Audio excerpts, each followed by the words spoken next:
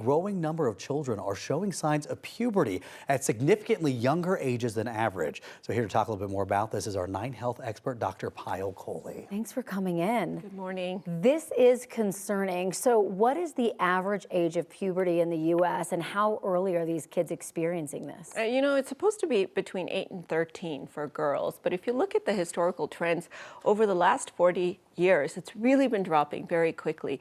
And if you go back to the mid-19th century, actually girls started having their periods at about 16 and a half, and now it's down to 12 and a half.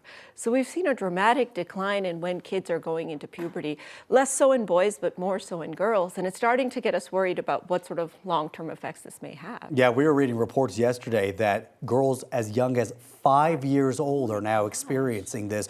Why is this happening? The pandemic in the last few years has really accelerated this, and it's gotten us a little bit worried. Now, we've known for some time that factors like, biological factors, genetics, for example, when your mom had menarche or period is when you're going to have it.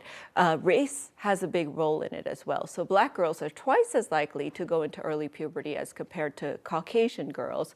And then socioeconomic factors, so kind of quality of life, what types of foods you're eating, even products that you're exposed to, beauty products or cosmetics and chemicals, those types of things all have factors in early puberty. Why during the pandemic did we see it accelerated? Well, so we thought it has to do with screen time. So our kids being on the screen is disrupting their sleep. It's all that blue light exposure is actually disrupting some of their chemicals and kicking off puberty a little bit earlier. In fact, animals that have been exposed to screens go into precocious or early puberty as well.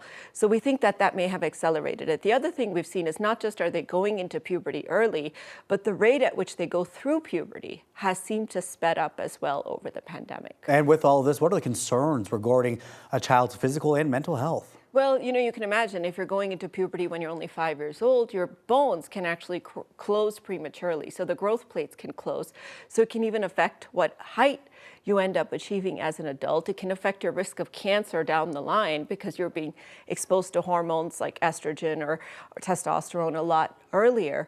And then from a mental perspective, it can affect kind of how people interact with you. You're more sexualized. A 5-year-old with breast development is going to be sort of treated differently by her peers, and you can see mental health problems, you can see eating disorders, you can see anxiety, depression, all occurring in our young children. Well, as a mom, especially I have a little girl, this is so concerning. Is there anything that we can do as parents to slow this down? I mean, aside from the screen time? Well, so the one thing is to first kind of talk to your doctor about whether your child really is going early or they're just an early bloomer. And the way we decide that is by looking at something called a bone age, which they compare to their chronological age, looking at their hormones, looking at their reproductive organ development. So if they're just blooming early, then you kind of leave them alone. And mostly for girls, we actually tend to do that.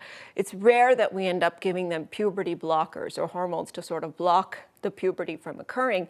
But if it makes sense because it's occurring too early or because it's going to affect their development or for other social reasons, then that's something you want to talk to your doctor about. Yeah, this is certainly alarming. Something we didn't know was happening until as of late. So thank you very much. We appreciate you being here, Dr. Kohli.